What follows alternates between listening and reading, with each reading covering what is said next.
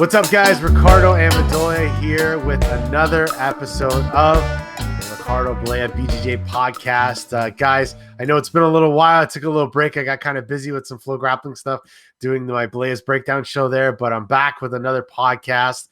And once again, thank you so much for tuning in. I've uploaded all these on SoundCloud. So if you're watching on YouTube, thank you so much. Make sure you don't forget to like and subscribe, and also do the same thing if you're listening on SoundCloud. So today's guest is, a guy I've seen over the years. I've seen his name out there in competitions and working with a lot of the guys out in the industry. He's an OG. You don't get more OG than a guy that I'm bringing on today, a guy that still competes, fought with and trained with the original Carlson Gracie team, trains and competes with one of the most badass teams out there, Fight Sports, and still competing to this day, and now an entrepreneur in the jiu-jitsu world. I'm talking about Mr. VIKTOR DORIA. How are you today, sir? I'm doing great, man. It's a great pleasure to be here. How are you? I'm doing good. We had a busy weekend at Who's Number One. I know you were there in full effect. What was some of the takeaways, and what was some of the biggest moments for you at that event? Well, the best is that we had a 3 out of 4. Yes. So we took 4 competitors there. So unfortunately, Maggie didn't make it. She lost by submission, but she was there. She's always tough. But then we had André Porfirio, which just got his black belt and did amazing. He he did exactly what he told me he would do. The guy just didn't want to tap, so that was cool.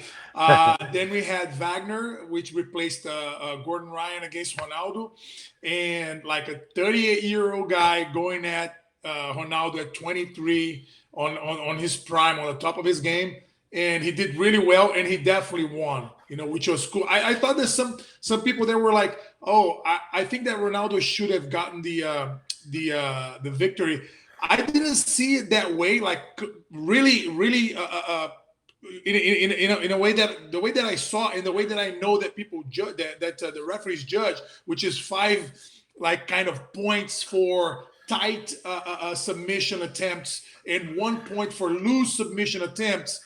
I think that Ronaldo got one very tight submission attempt, which was the guillotine in the first 5 minutes, which was crazy tight. Even though who made it tighter was the referee, because he pushed Wagner back into the guillotine, which was crazy. But anyways, he got it there.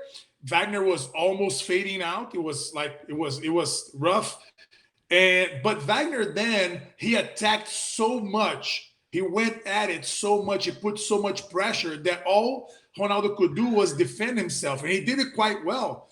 But I think that Wagner capitalized on the heel hooks attempt and the foot locks, the bochinhas, and everything that he tried. And then he added 1 point to another point to another point, and I think that he made it. Yeah, it was. Yeah, sorry, I was gonna say it was tough, and I think anytime when you don't have points and it's sub only, and with the fight to win rule set, sometimes it's a little bit of a question mark as what the criteria is. But personally, I kind of like the fact that the fighters don't know what the criteria is very clearly, so that way they don't play too much into the rules. So they, you know what I mean? Like, I think if they put it out there like this is how you win, very overtly, then the fighters would just keep playing like they do with the advantages and everything else. So I don't mind that, it was like that. And I think it was a great match. And, maybe, looking at it from different perspectives, maybe it could have gone to Ronaldo, but it doesn't matter. At the end of the day, man, that kid's going to have such a long career. And it was amazing to see. He just got his black belt too, man. He just got his black belt. He's fighting the best in the world. Yeah. And I know that he's that good, but his thing is not no-gi. Even though he won a lot of stuff at no-gi already, but his thing is not no-gi, and he's doing really well. Yeah. So he has a lot. And then we had Cyborg, bro. Yeah. And Cyborg is like freaking, like, I know exactly what happens because I train with him every single day we row. Every single day. And I know where that comes from. And I see he's like, if I tell you that he is better now than he was maybe when he won ADCC Absolute in 2013, I'm not lying. Why do you say that? Like, from my perspective, seeing on the outside, what I'm starting to see is a more calculated Cyborg, a more methodical, and not saying that he's being more strategical or anything like that or slowing down. But I think that what was hindering him before was maybe if he opened up too much, whereas now he's starting to cook his opponents a little bit and really, puts the pressure when it's needed as opposed to just going from start to finish. And whenever he's doing this, he's scoring, he's winning, and it seems to be working. He's had an amazing 2020 despite everything going on. He's undefeated. He's been kicking ass and taking names. But what is it that's different about him now, specifically as far as maybe his tactics and his technique that you see? I would say that he's a smarter fighter now, but that smart is not the right word. I would say it's wisdom. He became a wise athlete, an intelligent athlete. Not that he wasn't back then, but he's way more intelligent now. And I'm not saying that he's playing with the rules or this or that. He keeps going at it. Yeah. He keeps going at it, and he is self-motivated. He became even more motivated. The way people were saying, "Oh, Cyborg's on his way out. He's probably gonna be like retiring a bit." And this, I wouldn't say motivated him, but this actually found place in his heart, and he said, "I want to prove these guys wrong, and I want to prove me wrong, because I was thinking that I was on my way out, but I have so much to give."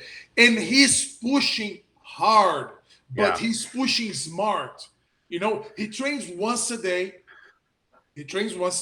Okay. Not every day he goes at it. Not every day. Mm-hmm. So he learned how to respect his body and his limitations, physically speaking, so that he can push his limits when he needs to. Gotcha. So I think that one thing that people do wrong, especially in jiu-jitsu, because strength and conditioning or being physically prepared is kind of a taboo in our sport. Mm-hmm. People, they think that they know what they're doing. They think that mimicking the guys in wrestling or judo will help them, and it's completely different. Like jiu-jitsu and grappling is completely different from everything and anything you're going to see out there. Absolutely. And the way I see it, Cyborg became a smarter guy when it comes, like, he's more self-aware. And this is priceless. Yeah. I would exchange self-awareness. I would choose self-awareness every day if it was like, oh, you want to be more technical or more self-aware? 100% self-aware. Because when you know what you're capable of, and when you know what you're not capable of, or you shouldn't push to your limits this day or that day, that makes you a more dangerous fighter, more dangerous athlete. And Cyborg, in my opinion, right now, is one of the most dangerous athletes out there, because when people walk into the ring against him, they think that they're going to deal with a 39-year-old guy. And that's exactly what they have in front of them. But he's a different, almost 40 guy. He's a different specimen. He's a different animal. Animal. So, you know what? I want to get back to Cyborg, fight sports in a little bit, but I don't want to skip something important that, I really want to address. And I want you to kind of give, the people on my channel and the people listening a little bit of insight in your story. I know you're originally with the Carlson Gracie team. I think I've seen you competing in the blue belt in the World's 97 against Inoue or something, right? If I'm not mistaken. Egan, anyway, that's right.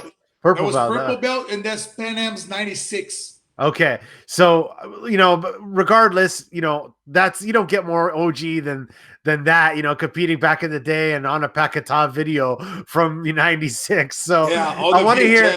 That's it. I want to hear, how you got started and tell me a little bit about training at Carlson's team. It's funny because when I see Cyborg, I visited his gym a few years back, and the respect and admiration and dedication, not only by his students, but even the community, the people. I saw like an old lady going up to him, crying, asking for help with something. And he's like, "Oh, just come into my office."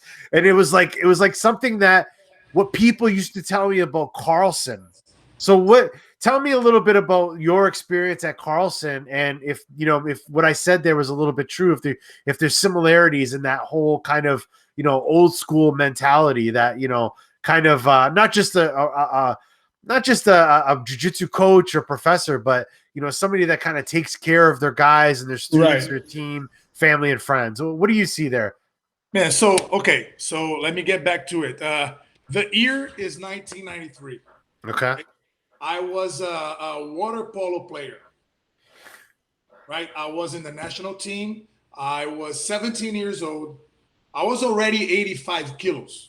I've always been big and heavy and bulky, and I was playing really well, but I had a problem with team sports. And I was playing really well water polo. I made it to the national team, and I was training with the national team. And that very day was a morning session in a Thursday, I think. And I got into a brawl. Like, long story short, I got into a brawl with the team captain. Okay. And he was like a 30-year-old guy, way stronger, bigger, harder. And he all of a sudden he tried to drown me. And when I say drown, it's not like when we play with our friends in the pool or in the sea. It's a water polo drown. So they grab you by the speedo here, and they drown you. When they stretch their arm, there's no way you can come up. There's no way. You're gonna die. You feel like you're gonna I saw my whole life before my eyes, like, for sure. And then when he released me, I was about to pass out, and all I could think of was throwing my hand. And I threw my fist on his face. I didn't even look at his face. I threw my fist on his face, and I knocked him out, unconscious. A lot of blood in the water. Guy's nose was just like freaking Mike Perry, like an L. Yeah. It was horrible. And we took him out of the pool, and long story short, again, I got expelled from the team. I wasn't like I became a persona non grata there, and they said no, you're out. You're done. Yeah. I had so many enemies in the other teams in Rio that I couldn't see myself playing to another team. So back then I was a national team, but I played for Flamengo. And then there was Fluminense, Tijuca, all the other teams that I had so many enemies there, because water polo is a very, very, it's a brawl. Yeah. Crazy. It's like freaking rugby underwater. So it's crazy. And my cousin, Felipe, he said, man, you need some jiu-jitsu in your life. Okay. I said, okay, take me there. So he took me to Carlson Gracie, Copacabana, Figueiredo Magalhães, 414. I got there on the third floor, and I met Master Carlson. I was 17 years old. He looked at me. He said, hey, you're strong. It's going to be good to have you here. Good to have you around. And I saw all these guys. It's so hot, like 3 p.m. training, pro training, 3 p.m. All these guys. So I saw Murilo Bustamante, Sérgio Bolão, Ricardo Libório, Amaury Bittetti, Cássio Cardoso, and so on and so forth. They were all on the same time in the same mat, And I didn't know who they were back then, but I learned pretty fast. So when I got there, so I paid. I signed in for starting. I bought my first gi, my white belt, and that very day I started training. And from that very day in June 1993, all the way to December 2nd, 1999, when I got my black belt, I got my ass kicked every single day, at least once. Yeah. I never walked out of Carlson Gracie saying, oh, today was awesome. I kicked everybody's ass. No, that never happened. Wow. Like when I won Worlds in 96, then I won in 98. When I walked in the gym, when I fought Roleta, I beat Roleta in 1997, and I got back to the gym on the Monday, and like I beat the best in the world right there. I got there and I trained with Libo, and he probably tapped me like 6 times. Wow. So my life inside Carlson Gracie was like I tapped every day. I learned the hard way, but I learned how to respect these guys, and 100%. I don't know if people that are listening here, they had a chance to meet Master Carlson, but I am so thankful that I met him and that for years he was part of my life. And Nice. I got a chance to stay with him in his place in California when I went in '96 to fight Pan Am's, and I fought Egan in the finals in the absolute, and I won. And then so many other times until the day he died. I'm privileged because that atmosphere at Carlson Gracie, I saw the best fighters in the world coming out of that place. Yeah. You know, and it was such a huge experience competing alongside those guys and being taught by Carlson, by his son Carlson Jr., by Marcelo Alonso, which was one of my great professors. He taught me so much. He's in Seattle. He's been in Seattle for, I don't know, 20 years already. He's an amazing guy. I've been there. I paid him a visit. I did a little seminar there. And it's like the atmosphere at Carlson Gracie was, you couldn't compare to anything. I've never seen anything like that. You know? Yeah, I've trained at juniors back in the day. Right. I spent a couple weeks in Chicago a long time ago. That was one of my first visits, and I've met Carlson a few times back in the day at tournaments and stuff like that. But the one thing that I noticed is he had the respect of everyone in jiu-jitsu, and even the guys from other teams, even the other coaches. No one seemed to really have problems with them, but they had respect. I remember even Romero Jacare, the head of Aliança, was here with me around the time that Carlson died, and he was like legit sad, expressing how he felt about Carlson, and he said what an impact he had on his life and just a good person that he was. I mentioned it earlier, but what are some of the similarities that you see with Carlson? Not just maybe the training atmosphere or that casca grossa badass environment, but as a person, as a caregiver, as a leader, as somebody in the community. My message is, what kind of comparison do you see with him with Cyborg now?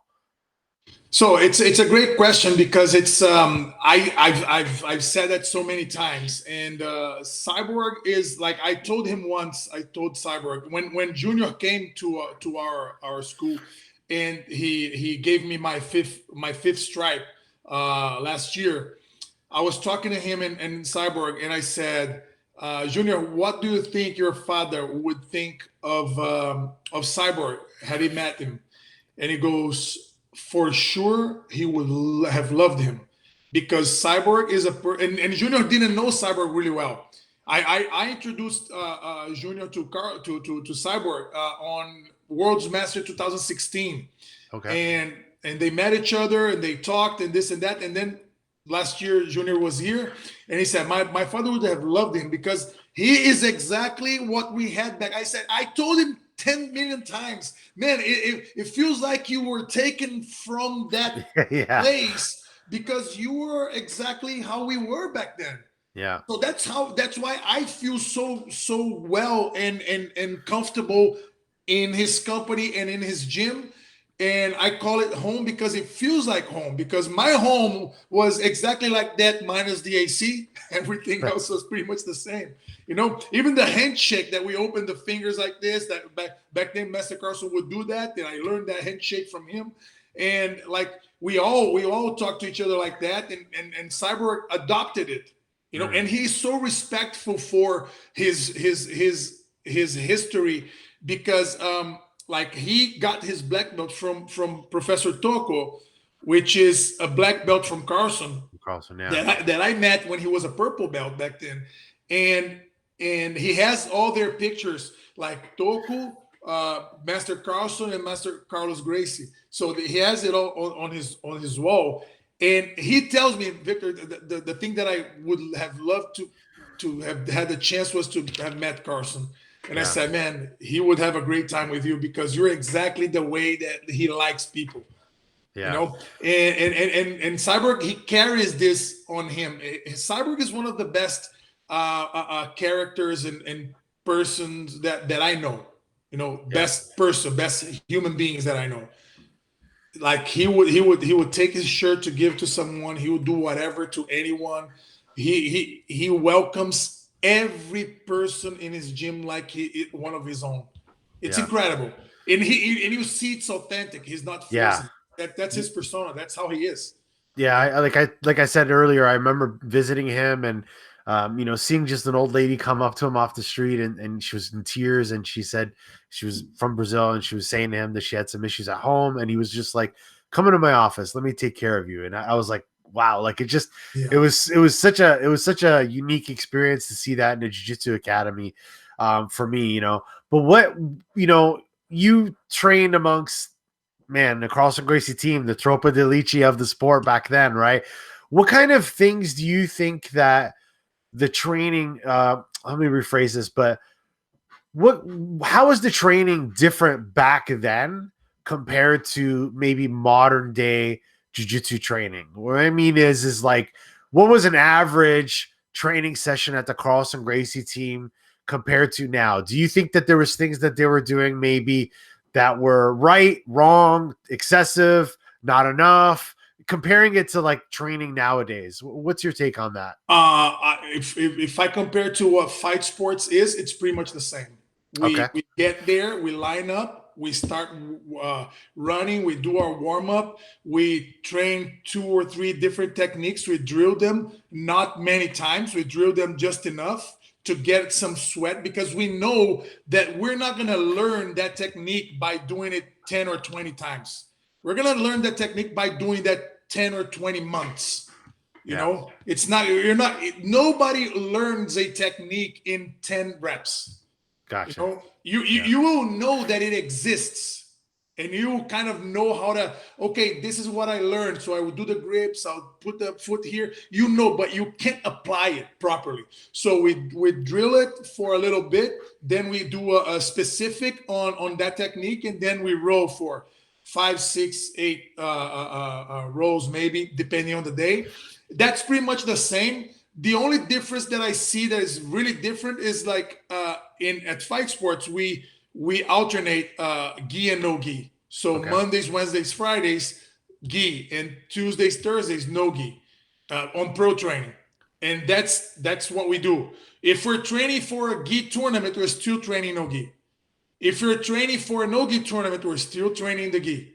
Gotcha. We're not just, I'm just going to do no gi from now on. No. The only time it happens is ADCC. Gotcha. Every 2 years, we have maybe 4 weeks, no gi only. Yeah. And when the Everett ADCC comes around, it's pretty common to see some, high level guys coming to fight sports to train with Cyborg and his team there. I first started seeing Cyborg competing at events like Grappler's Quest back in the day. He really grew his name through a lot of those events. I think he excelled at Grappler's Quest, and he was his no-gi. And then obviously ADCC, he excelled. He was a champion there. Right. How did you end up getting hooked up with Cyborg, coming out to Miami from Brazil? How did that story happen? Because I feel like the best one. Yeah, I feel like there's a missing piece to your story here. But tell it to me. So okay. The year is 2006 now. So 2006, I went back to, if I go back to 2001, my second year as a black belt, I hurt my neck pretty badly. Okay. Like pretty decisively. I would not get back to training. That explains, because I felt like you were removed from the scene for a little bit. Yeah. So now I understand why. Okay. So what happened was I got my black belt in December 1999. Okay. My first tournament as a black belt was Pan Am's 2000.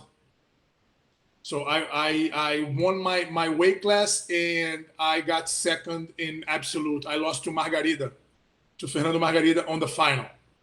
Yeah. No shame in that. And I'm gonna tell you that. Like I thought he beat me by 20-0. But actually, it was just 2-0. Oh, wow. Because he swept me. But after he swept me, he passed my guard, but he didn't wait for 3 seconds, or he didn't wait for the points. Then he mounted me, and I took him out of, put him in a half guard. He went to my arm, He popped my arm. I could roll down and get out, and he still passed my guard again. He wouldn't score points. He didn't care. He didn't care. He just wanted to submit me. Yeah. And I was miserable for the whole fight. And when I looked at the score, I said 2-0. I thought I got smashed by 20 because I did get smashed. Yeah. But it was just a sweep. But it doesn't tell the reality. If you watch that fight, you're going to see, man, that was ridiculous. I felt like ridiculous. That's why I consider Margarita one, for me, like this is my opinion, one of the top 5 to ever have done it. Absolutely. I agree. People tell me, oh, I didn't see Margarita do this or that. Man, saw and what I felt by fighting him and then by training, because after this tournament, he moved to Brazilian top team, to BTT. So we started training together. So I was training with him every day. And I said, bro, he's even better. Yeah. He's even better. And I personally think that had he not had that motorcycle accident, right, I really feel like he would have matched up even better with Ronaldo Jacare when they fought. That time off and Hodger. Yeah. I feel like that, that time off definitely affected him. I don't know what his physical abilities were at that time, but I feel like he kind of had the game to derail Jacare, but it was just too late. Those 3 years off was just too late, but he could have been the one. But anyways, continue your story.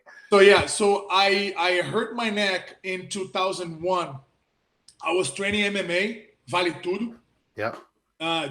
Every day at Brazilian top team.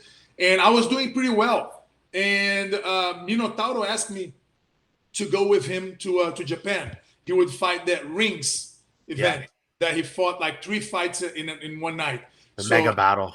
Yep. Yeah, ridiculous. So I went there. It was me, Babalu, Antoine Jaoud from wrestling, from wrestling, Minotauro, and Bebel. So we all went to Japan. I stayed there for a month training with them and helping them get prepared, because I was training really well in no-gi, which is something I and they will understand why I stopped doing no-gi. But so when I saw everything that I saw the money that Minotauro made in one night. He made 250 grand back in 2001, like 250 grand in one night. I said, man, and the amount of attention back then in Japan, like I was miserable. I was like, wow, I want that for my life. So I went back to Brazil after a month, and I started really training hard, because Minotauro introduced me to the big dudes, to the big guys at the event, and they said, no, we will sign a pre-contract with you, and as soon as you get, because I had a surgery on my knee in 2000, but I got better. So he said, but it's not really good. Your knee is not stretching perfectly, so go back, get some recover on that knee, and when you're ready, let us know, and you're gonna fight. And I was like stoked. I said, man, I'm gonna do that. So I went back to Brazil, and I started training hard. And one of these sessions, it was like a king, it's a king of the mat right there. So whoever was taken down leaves. So I stayed in the middle for like 4 or 5 different rounds, and it was like just Mario Sperry, Saulo Ribeiro, Margarida, Flávio Canto, Vitor Belfort, Shaolin. We're all training together with Paulo Caruso, because he was our strength and conditioning coach back then. And when I went with Saulo for the second time, I tried to take him down in a power double. So my head was too high, and he sprawled on my face. My face was in the middle. It didn't mean any bad. He sprawled, and my head went back like boom, and I completely damaged my cervical. Okay. So I was out, like from the neck down, I couldn't move. Wow. And I fell like a doll, like a dummy. I stayed there, and then ambulance came after an hour. They took me to the hospital. When I got there, I had a lot of blood on my neck, like inside, and they said, "Man, we don't know if you're gonna ever walk again." Oh wow! And I didn't know, because I wouldn't move my fingers, I wouldn't move my feet, anything. I was just feeling a lot too cold. And then when they did the MRI, the third or fourth MRI, they could see that it didn't cut my medulla. It didn't. I said, you will eventually, you're going to be able to walk, but definitely you're never going to fight again. Yeah. 100% you're not going to fight again. And so on the third day, I started moving my toes, and then my fingers in my hands, and then my arms, and then my legs. And then I got better a week later, and I went to Sao Paulo to do acupuncture with a guy that treated people like that. And I got better in 6 months. I was doing everything. I was running. I was doing everything, but I was using a collar for 6 months. Yeah. It was crazy. So by 2002, I was able to resume training, but I didn't have the balls because like my son was just born. My son was born in 2001. And my mom would say, "You're not going to be able to play with your son." Yeah. It was, man, it was a scary. It was so scary. So I just said, you know what, man, I'm not going to do this. At least no gi, I'm never going to do it again. And I started training in the gi again in 2003. And in 2006, so going back to how I the link between me and Cyborg, in 2006, I was like training hard already in the gi. And Professor Toko called me and said, man, let's do the team nationals, Brasileiro de Equipe. And I loved that tournament. That's when I beat Roleta and I beat other big dudes, big names back then. And I said, yeah, man, let's do it. So I went to his gym. But Toko had a lot of very, very good small guys. They were all like featherweight, lightweight, maybe middleweight. That's it. And I was like 100 kilos. So I told Toko, man, I can train here with these guys. It's always great. But I'm not going to be prepared to fight the big dudes out there. You know, I need some heavy training. He said, don't worry. There is a student of mine coming from Mato Grosso do Sul tomorrow. He's pretty big and strong. You're going to like him. That's what he said. So next day, I'm in the locker room changing. And then I hear someone say, what's up, Cyborg? And this and that. And then I just put my face out and I saw that guy with traps on his ears. A huge freaking Cyborg. And I didn't know him. Yeah. I didn't know him. And then he came and I said, oh, how are you, man? And he goes, and he goes, man, it's a pleasure to meet you. I said, it's a pleasure to meet you too. I said, I know you. And I said, you know me? He goes, yes, man, I know you. I know you because you fought this guy, that guy, that guy. And I said, fuck, I'm sorry I didn't know you. Like Toko was telling me about you. No, dude, don't feel bad. And the first moment that we stepped in the mat, Professor Toko said, everybody leave, clean the mat, because these two guys are going to go at it, start standing. Because in Brazil, I think you remember, we will all start kneeling on our knees. Yeah. And that's something that's completely wrong. Yeah. You have to start standing. Jiu-Jitsu starts standing. You want to pull guard, you pull guard. But you don't start on your knees. I've never seen anyone fighting on their knees. No. So that doesn't make any sense. Anyways, we trained for 10 minutes and it felt like we hated each other. Like we wanted to kill each other. We were going to the walls, like Transformers fighting. And the clock would fall, the trophies would fall from the wall. It was crazy. It was a rampage. It was ridiculous, you know. And then we did it again. It was an amazing training. And he came to me and said, man, it was awesome training with this. Same way. Yeah. And that moment we met each other. We competed team nationals. We lost to Brasa. Cyborg lost his match to André Galvão. I think it was I don't know if it was the first time in the black belt that they fought, but he lost to André Galvão on his fight. I fought, when we fought Brasa, I fought Teodoro Prata, Cotonete, his nickname. And I did a good fight. I won, but then we lost to Brasa. So we ended up in third. But that's when I met Cyborg. Next year, he went to the U.S. He came to the U.S. And I will only see him again in 2016 when I was walking in Miami here. And I saw him and said, bro, where are you at? He said, you got to come to my gym and this and that. I said, okay, I'm going. So I went there and there I am. And then you guys hooked up. Nice. Yeah. And then we hooked up and we're always together now. It's awesome. Yeah. That's a good story. It's a good story. And it's cool to, hearing about training together back in the day. And, you know, the world's so small, you never know who you're going to bump It into. is. So it's one of those things. Maybe it's not a coincidence. Maybe it was meant to be. And, you know, It obviously has to be, man. It has to be, exactly. because the way I mean, I could talk about Cyborg the whole, and I know him properly for 4 years. It's nothing.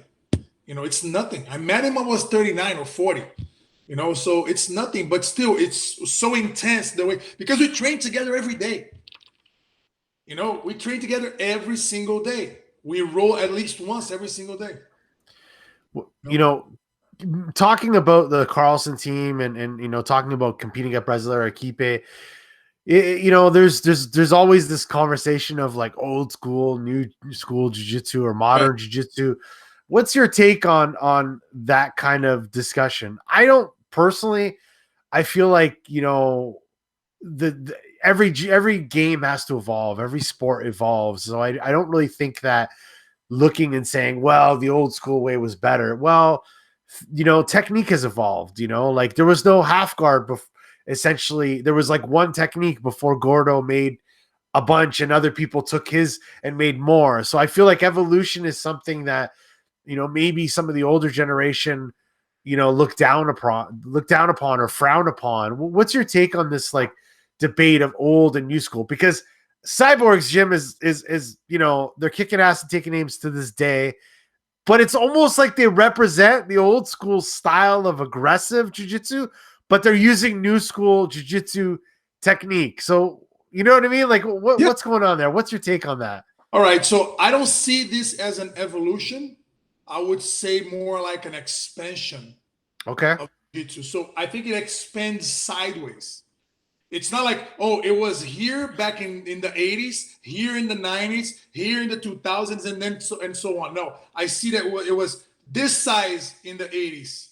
Now it's this size in the 90s, and then it expands. But I don't see one better than the other. It's just an expansion of the sport. Yeah. Because the more people get into the sport, the more different types of body and different types of minds are being incorporated in the sport, and they will add to the sport. Mm-hmm. So the more people add, because 20 years ago, for instance, Gordon wasn't even born. Like, I mean, he was 3 years old or 4, whatever. Yeah. And he would add a lot to the sport nowadays. He added a lot of different stuff, or maybe John Danaher did, or whatever. But the same way happened when Comprido started fighting. Yeah, I've never seen anyone stand on the close guard like Comprido does to this day. You know, he's an awesome competitor. Yeah, I love to see him fight. I fought him a couple of times. He's a monster, and he's one that always beat Margarida. Yeah, you know, he beat Margarida 2 or 3 times.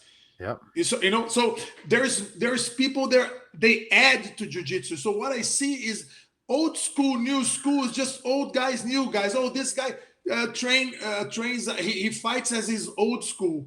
Yeah, because he doesn't use the tech. He uses the jiu-jitsu that is this size, but it's still super effective.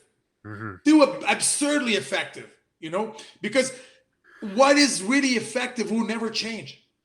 This will never change. Passing the guard is passing the guard. You know, you stand, you open, you go toreando, whatever you do, that's what it is. But then you adjust it to your length, to your size, to your strength. It's adjustment. So answering your question, the way I see it, my take on it is that jiu-jitsu didn't evolve, it expanded. Gotcha. That's how I see it, you know? Yeah, I like that. It's I've never heard that, but it makes a lot of sense. And I kind of sorry to interrupt. Yeah, no, go ahead. How can you say that the De La Riva guard has evolved from what Professor De La Riva did? I feel like there's an addition to it, which is like reverse De La Riva and more additional techniques, but not reverse De La Riva was back then, Ricardo. Yeah, but it wasn't used to do that. It wasn't because there wasn't a name. And another thing, in the US, you guys give name to everything. Mm-hmm. We never did that in Brazil. Yeah, we never did that in Brazil. So we don't give names to stuff. So it's a great way to learn. That's why in the US people learn, I think, quicker, maybe, because you systemize. Systemize. Yeah. You systemize the teaching. Gotcha. There's a process, so it makes more sense to teach with names, with the names of the techniques. I see Keenan, he gives names to everything he does, which is cool. I think it's nice. Oh, this is new school stuff. No, this is him expanding the game, and I think that's valid. But I don't see that as better or worse. I see that's an expansion. But Professor Ricardo de la Riva, he would do reverse de la Riva the whole time with the other foot inside. He would do that the whole time. He just didn't call it reverse de la Riva. Yeah, I remember seeing it from Ricardo Vieira, even Saulo back in the day, but they never branded it. They never exactly. I won't say you guys because you're from Canada, but US, the guys are good. The guys are good in branding stuff, which is fine. I like it. It's another expansion of the sport. Gotcha. And I respect that a lot. I appreciate it. I really appreciate it. I like to see the kids that play De La Riva and reverse De La Riva and De La Warm and all these names they're coming, like, is this an evolution? No, this is more an expansion of what was there. So they added more techniques to that mother technique. But I don't see it as an evolution, because you can still sweep in the classic De La Riva, and you can still submit, and you can still do whatever you want with the classic one. So it's not an evolution. An evolution is, the old shit doesn't work anymore. So that's an evolution. You know what I mean? Yeah. So this is how I see it. It would be an evolution if the old game would not be effective anymore. Gotcha. So it's almost like the De La Riva, the core De La Riva techniques, or those those sweeps that De La Riva did. We can call it like the basic De La Riva sweep. It still works to this day. That's the first sweep in the curriculum that if you teach De La Riva, it's like, this is your number one. The guy bases backwards. Okay, you have this. Baby Bolo, let me give you a good example. Yeah. Roll with Ricardo Liborio. Okay. The most basic guy I've ever seen in my life. And he's going to sweep you in a scissor sweep. He's going to land on mount, and he's going to go to your arm for mount position. That's it. It doesn't get more basic than that. Yeah. And he still does that. So how can you say, this is old? Is this old? This still works, and it works against 25-year-old guys. Yeah, it still works as long as it's working. So that's not an evolution; it's an expansion. It's an expansion. That's it. I agree. I brought up the word branding, and you kind of touched on it real quick. But as a jiu-jitsu athlete, as somebody that's been in the game for a long time, I see you doing it personally. I see, you started a YouTube channel. You're putting yourself out there. You got your Fighter's Choice brand, which we'll get to separately. But as an athlete and as an individual, how important do you think that athletes need to start, being a little bit more out there and, creating some media for themselves? And I look at you and guys like Muhammad Ali. You guys have great, media presence. You're doing it yourselves, as opposed to some of the old school ways of like sitting back and waiting for sponsors. And you as a sponsor, as you have a brand owner, how important is that for these athletes to understand the value of branding and creating media? Okay. So I would say you have to commit to it, like holistically commit to it. So if you want to be if the guy's goal is, I want to pursue a career in jiu-jitsu, back in my day, all it takes is winning championships, winning tournaments, because there was no social media. There was no cellular phone back then. If you're in the magazine. Until I got my black belt, I didn't have a cell phone. Yeah. So, I lived my whole life as a collar belt with no cellular phone, with no cell phone. So there was nothing. When I got my phone, it would only call, not even text. Yeah. So until I got to social media, how would we do? We had to win tournaments. And when we win tournaments, that's a funny thing to say, but this actually happened. You win tournaments, you become the casca grossa in Rio de Janeiro, you start scoring the famous girls, the best girls in the beach at Pepe. And then they start knowing, oh, this guy who won, he's scoring that girl. And next thing you know, you're friends with the famous guys, with the actors and everything, because they love the fighters and this and that. And I'm just throwing it here because that's the truth. That's how it happened to me and to so many others, you know.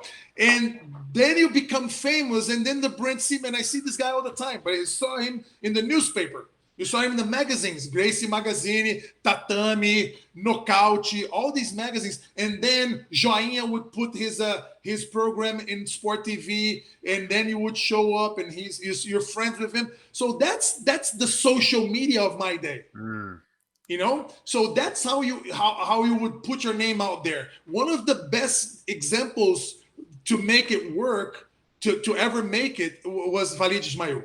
Yeah, he was never. And that's something that pisses me off with people. Oh, but Felice wasn't a technical guy. He was so technical, but so technical that he only had one way of passing guard, and still he would pass everybody's guard. That's how technical he was. You know? But he didn't have so many resources. He didn't need. He would try his plan A, and it would work. It would work 10 times out of 10. You know? Like, oh, he's going to fight Royce Gracie, the UFC champ. I told everybody at the gym, said he's going to choke him out. Everybody said that. Who's not seeing it? That he's going to choke this guy out. And I'm not taking anything away from Royce. No. But I know who Walid was. I trained with him every day. Well, you didn't. I think at that time, you didn't even have to train with him just to understand that there was levels to jiu-jitsu.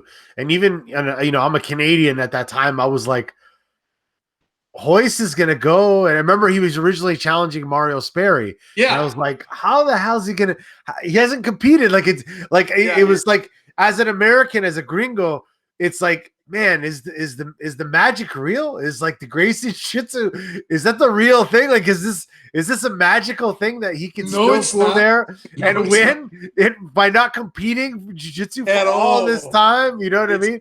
And then when it happened, it was like, okay. Yeah. Now I know what's up. Back to square one. That's it. Yeah. Like, what I'm saying is Walid, he got that fight. You just said it yourself. Like Mario Sperry was supposed to be the one fighting him. But Mario was like, oh, that's a big opportunity to make some money. So he asked for an enormous amount of money and some sort of rule set. And then they didn't agree with, so they went to Murilo Bustamante. And Murilo said, no, but I don't want a 1 hour fight. Yeah. It has to be like 30 minutes. An hour is ridiculous. Nobody wants to watch it. Oh, no. And then Walid came and said, I do whatever. Pay me whatever. Put the rule set you want. I just want to be. So he understood that he needed to be out there in order to make a name for himself. Gotcha. You know, so he did that. I don't even know how much he got paid. I don't even think that the event paid him. His sponsors paid him because he had so many to fight there. So he had a lot of, he was the first guy with the geese full with patches. Like full with patches. He would do his own shirts. Oh, my sponsor is gonna make some shirts. You're gonna wait for your sponsor to make your shirts. He would get money from his pocket. He'll go there and print 100 t-shirts, and he'll get to the gym and say, use it. So his name was out there. Yeah. You know, so this was our social media back then.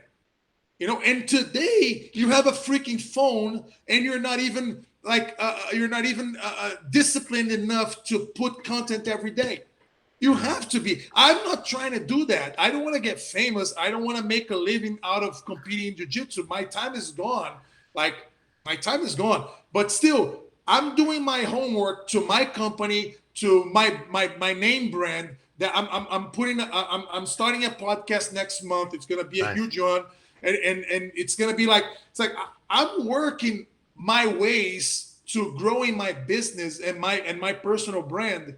Yes, I am. But if an athlete that is listening to us right now and watching us wants to, man, you have to do way more than just winning tournaments. You have to be out there. People need to know you.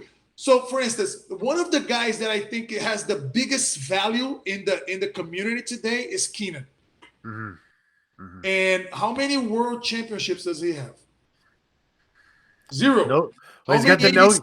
He's got the nogi. Yeah, but no. You know, so he doesn't have a world championship. He doesn't have an ADCC championship. How come he's one of the biggest assets? Because he's putting his name brand out there. He's putting his content out there. He is diligently working to bring more jiu-jitsu to the world. And that makes a lot of sense, and that brings a lot of attention because he puts quality, he invests in his content. He produces good stuff. He has good cameras. He has a good studio. While people are still working, oh, I want to put the new zebra mat or the new this. No, he's putting a new studio in his gym. Mm-hmm. He's putting a house together, and he's going to have like a big brother in the house. He's going to have cameras everywhere filming his athletes. That's content, because content is king, and you know that better than I do. Yeah. Content is king. So to the athletes out there, to the wannabes out there, you better put out some content every single day, and don't make your freaking Instagram feed look like a freaking art gallery. You know, don't try to, oh, I want to put this purple with this purple, so it's gonna look good on the grid. Fuck that.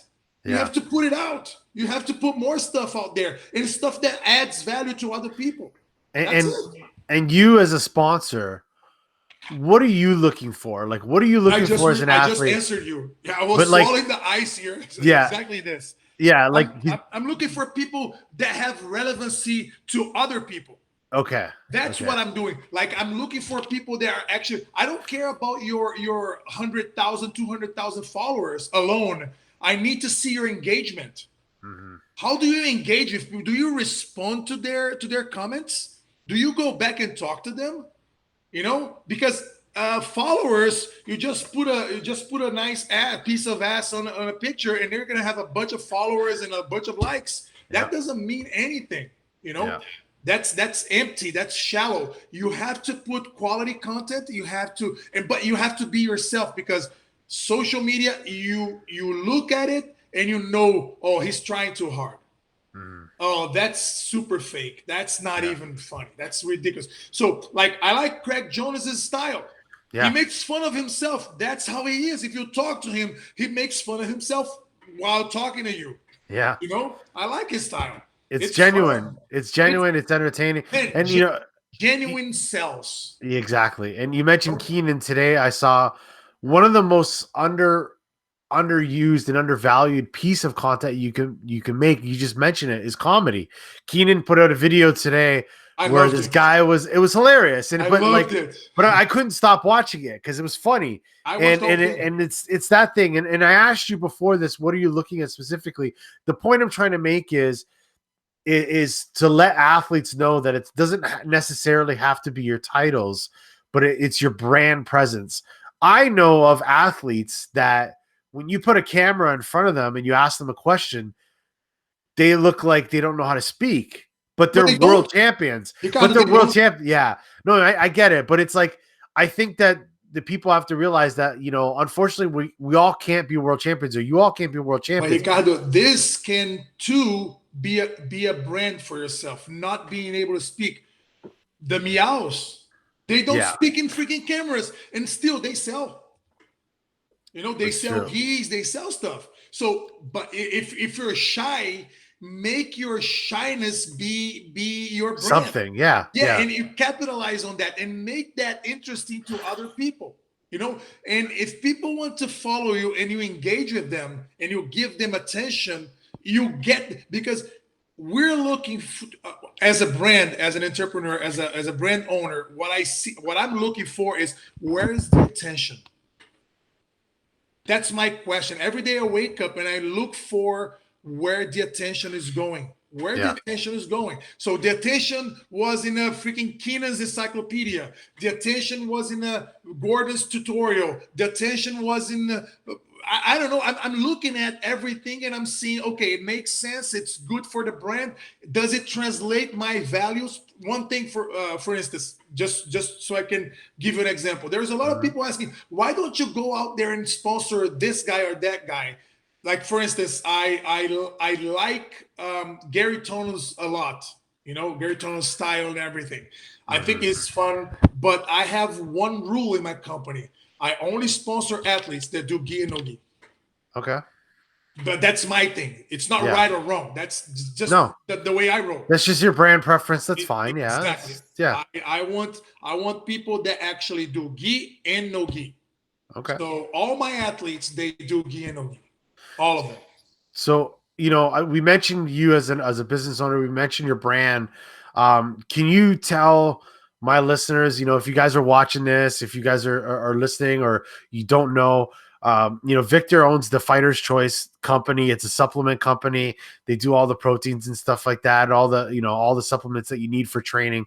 But can you tell us a little bit more about that? Like how you got into being, you know, somebody kind of taking on that task? Because it's not something that's very common in jiu-jitsu. A lot of athletes or coaches or professors, it's like either they fight or they teach, and they don't really get into the entrepreneurship or creating a business in jiu-jitsu.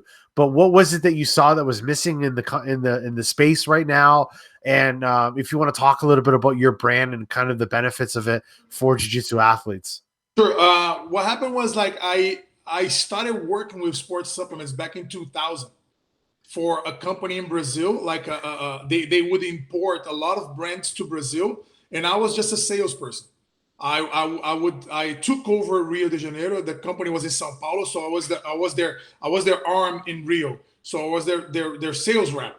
So I would visit all the stores and sell their products. And then I grew my sales. I grew my clientele. And then they said, man, Victor, you're going to go to the US with us. We're going to take you to the Mr. Olympia show. I want you to see what brands you would like to bring, because Rio is growing a lot. You grew that area so much that I want to know your take on the brands and products that you should bring.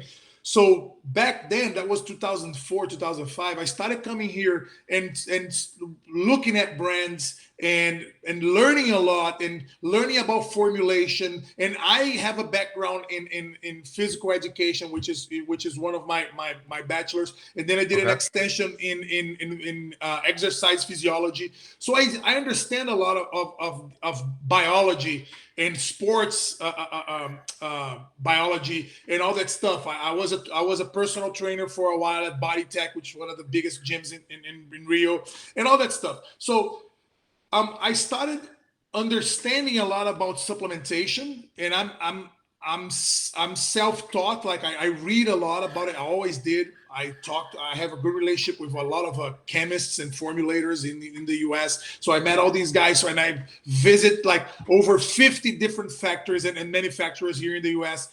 So I was very interested in this. And back in 2014, when I moved here because we started a brand. I started a brand. Like these guys that I worked for in Brazil started a brand in the US, and they said, we need you to move there to take care of the brand. I said, okay. So I had a small percentage, and I started working with them. And we started developing Adaptogen Science, which was the brand that I previously owned. But I had a very small percentage of it. So we started developing it, but I was working with the fitness industry, the bodybuilders, and everybody else there, you know, and my heart wasn't there. Even though the product was there, we had very good science. I didn't have the passion, because you can only love so much your products and your brand. You have to learn the environment you're in. And I wasn't fond of going to freaking Mr. Olympia and freaking Arnold Classic. And I was like, oh my God, these guys, these protein farters. I was done with these guys. You know, I said, man, these guys, they have no idea. And they look at them, and you know, the one thing that I despise, like bodybuilders that come, did you see? I smashed him on stage. You smashed him? You didn't even touch him. Why do you say you smash? So these guys, I'm gonna kick his ass on stage by posing. So I think it was so ridiculous. And I don't care if there's a bodybuilder watching this right now. I really don't care. Like I despise this stuff. I don't respect that. Honestly. So I told these guys, I said, man, let's shift a little bit. Let's go to the jiu-jitsu community a little more. I have a good relationship with the whole market, and these guys, they need to know, to understand. They need to stop going to freaking GNCs and vitamin shops and asking the guy behind the counter, what should I take to improve my jiu-jitsu? They don't know what jiu-jitsu is. No, they don't even know how it starts. They have no idea. They're clueless. And yet they're giving you pre-workouts that will like get your heart pumping off your chest. And this is not good for your training. Yeah. And then you think that supplements won't help. So it's all wrong. So let's start it again. So my intention with Fighter's Choice started with the previous brand when I started sponsoring athletes in jiu-jitsu and talking to them and teaching them very, very easily. Like Muhammad, I spoke to him hours and hours about protein, creatine, glutamine, pre-workout, fat burner, all that stuff. I say that's how it works. That's what you're looking for in a formulation. You need to know how to read the freaking label.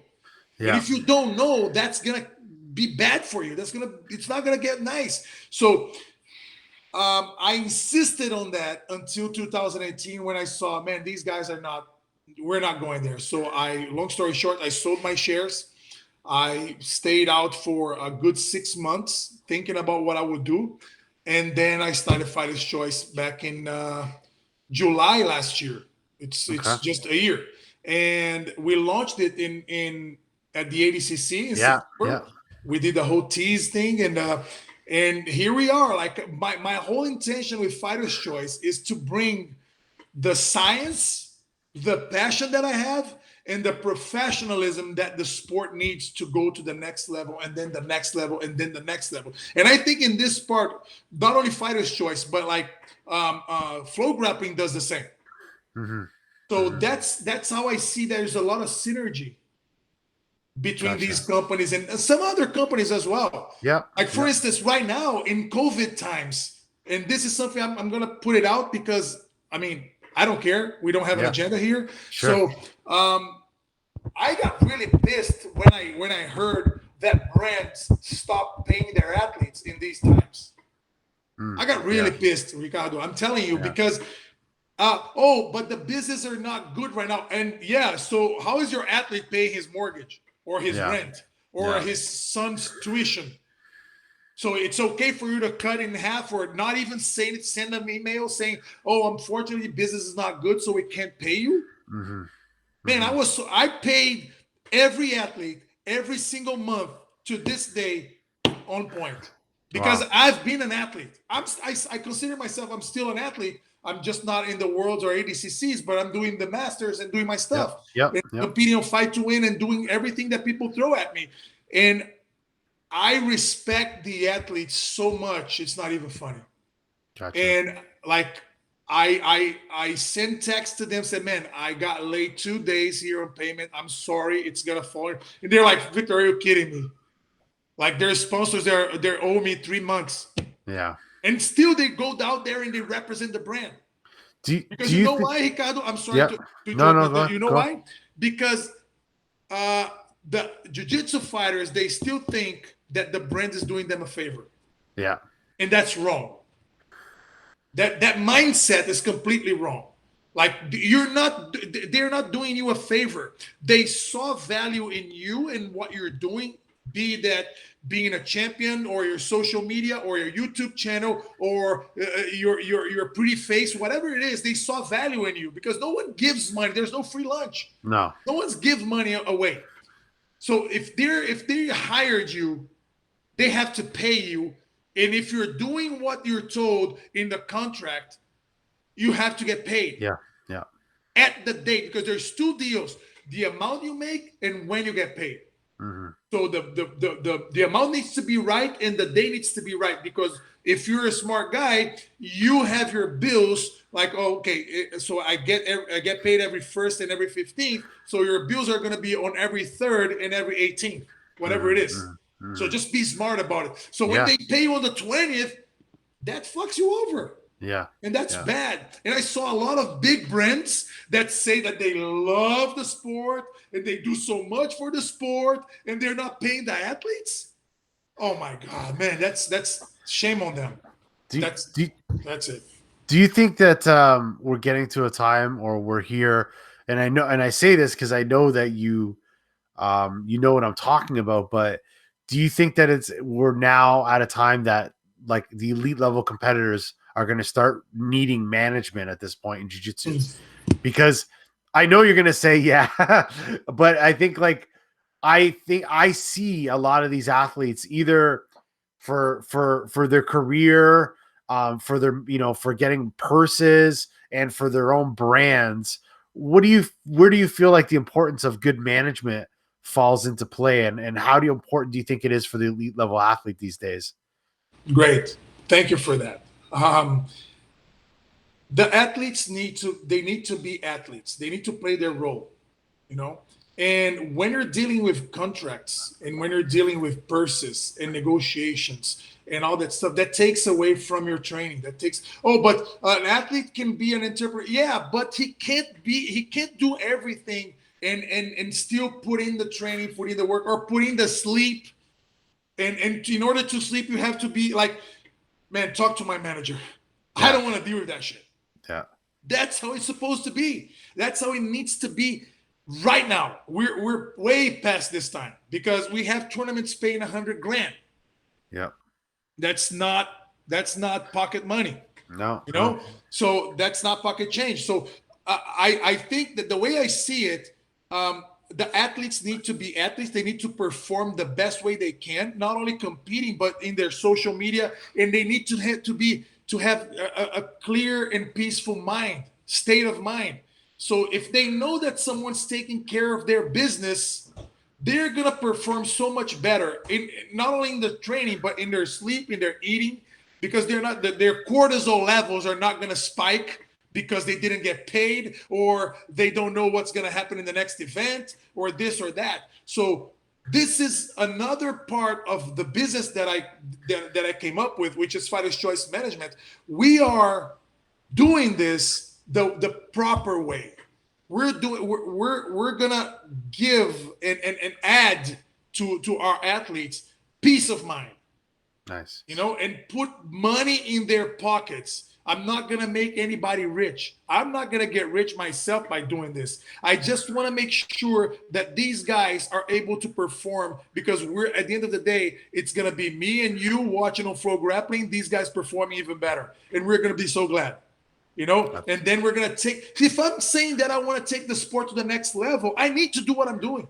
Yeah. I need to give them good products backed up by science. I need to give them peace of mind so they can prepare and perform better, and I need to make sure that my company is able to provide a service that is unparalleled. And I'm not sucking from them. I'm just adding to them. Like, we just partnered up with a surgical center here in South Florida that all my athletes will have access for free. They're going to be able to do their ACL reconstruction, their meniscus, their whatever in this place. I want to offer that to them because man, I'm telling you, I'm from Brazil. We have a lot of stuff that is really bad in Brazil, but one thing that it beats the US tenfold is our healthcare system. Okay. Man, our health insurance are so much better than American health insurance, because here you pay a lot of money, and still when you go to a surgery, you still have to pay more money. If I get my health insurance to go to Brazil, I will do $100,000 surgery and I don't have to pay a dime. Wow. Yeah. And when I tell this to people here, they say, that doesn't work. It might not work in their numbers. That's why they're changing it. But to this day, that's how we did it. So I want to bring that peace of mind to my athlete. I hired immigration lawyers. I have actual lawyers to read through their contracts and see, okay, no, this is not good. Call the event and tell them that they need to change this, or you're not going to be able to fight, because this is wrong. How many of these athletes know how to read a contract? No, very little. And how many of them have a lawyer that actually will do it for them? They don't want to pay $495 an hour. Let me do this. I do this. I just got a contract from an event that is going to happen in Brazil that we're talking about. I got back to them and said, hey, my lawyer just said that this doesn't work, this doesn't work, this doesn't work. Please change. Oh, but so you don't want my athlete fighting your event? He's not going to fight your event. Yeah. That's it, plain and simple. I'm not trying to play hardball. I'm just trying to bring professionalism to the sport. Yeah, which I think, like you said, we're far beyond now. it's needed. And even if it's not a management or manager or management system or team, I think, it's the athlete needs to be aware. If they don't have a manager, they need to do the research. They need to understand what they're getting into. And they need to be aware. They need to put the work in to understand. And it's not easy. I've seen some fighter contracts. It's tough. Like, there's loopholes, there's gray areas. And at the end of the day, you don't want to end up in litigation or anything like that for something stupid. Exactly. So having somebody take care of that for you, if you don't know, there's no shame in it. It just makes it easier for you, like you said. Well, I have a lawyer because I can't deal with my stuff. So I just call him, hey man, just solve this, please. I need to have someone to hold accountable. And that's what we are for our athletes. They will be able to hold us accountable. Victor, my purse wasn't paid properly. The check bounced. Well, let me get after these guys. Yeah. Let me go after them. So I'll do that with my lawyers. Yeah, it's not something that the athlete needs to be doing, is chasing sponsors. Yeah, exactly. So that's crazy, So and this is completely different from the Fighter's Choice brand, from the Fighter's Choice products and stuff. I have athletes under my management that I don't sponsor. Okay. Actually, that's another thing that we do in the management, which is we look for sponsors for these athletes. So I have one athlete that just finished ended his contract with a geek company, with the apparel company, and I have two other options for him. I just presented to him this afternoon. Said, you have this brand and this brand. Oh, this one is not this one's not paying as well as the other one, but this one has a way more to do with your persona and your way of communicating. So this is important. And I think you're gonna have more pleasure, you're gonna feel better representing this brand, even though you're not making as much money as the other brand. Because that's more you. This is not you. Yeah. Even though the money is better here, but I don't think that $500 a month will change your life. So just keep this one.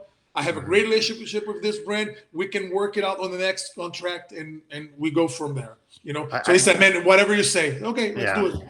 I think the important thing as for a brand, in my opinion, is to have athletes that want to represent you.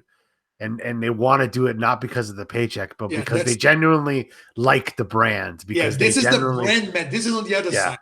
Yeah. So now what you're saying is that's my dream come true. Like I want to be a brand that my athletes are proud of representing. Exactly. I want to be a brand that they like, man, I am a part of Fighter's Choice Team. Like I think that the Shoyuro kids are. I think that the brand Shoyuro does an amazing job. I like what they do. I like their product. I like the way they communicate. I think that they got that niche and that way of communicating with even the younger people from the community. I think they do a great job. I think that on the other hand, I see other brands, they're trying so hard to be the nicest brand on the block, and they're like, oh my God. Yeah. Oh my God. I suffer when I see some stuff. But anyways, like to each his own. Like I see it, I know where I want to be, but I have the tripod of my brand is science, passion, and professionalism. These are the three things that I like. I pride the most, and I work hard to make sure that those are taken care of, that those are being respected, and they're there the whole time, Nice. Okay, so Victor, man, I just looked at the clock now. We went over an hour. We could be talking about jiu-jitsu all day long, man. I haven't even got into like any of the other stuff that I wanted to talk to you about, but we could do that another time. Of course, guys, for you're watching or you're listening at home, go check out Victor Doria on his social media. He's got an awesome YouTube channel. It's in Portuguese. He's got some English ones there too. It's very entertaining if you speak Portuguese. And also check out Fighter's Choice. Check out the brand. Pick up some supplements. If you're looking for a manager, Victor's your guy. And, he knows all the best events. He's always at all the best events. I highly recommend him. And it's been a pleasure to kind of get to know you more over the last few years. I really like what you're doing. And, I just want to say thank you for coming on my podcast with me. Man, I really appreciate you inviting me over. I watch you all the time. I love that. And I saw that you're going to have Fábio Gurgel tomorrow. Yeah, yeah. Holy shit! I want to watch this. I got a lot of spicy questions for Fabio. Oh, please do them. Please do them. Yeah. Don't have an agenda. Just go for it. No. I love him.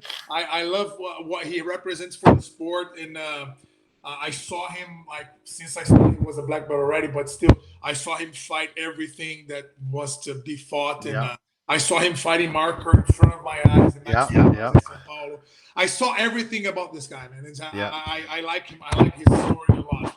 But anyways, Ricardo, thank you so much, man. Thank you for your work, not only on the podcast, but on Flow and everything that you do for the sport, man. I really appreciate everybody that puts their heart into what they do. And I think I'm definitely one of them.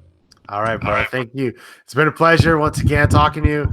And, I appreciate the kind words. Hope you guys enjoyed the podcast. Once again, like and subscribe to the channel. Go check out Victor Doria's YouTube channel. I'll have a link and some links to Fighter's Choice and everything else in the description below. Check it out. Link, subscribe. I'll see you guys when I see you next time.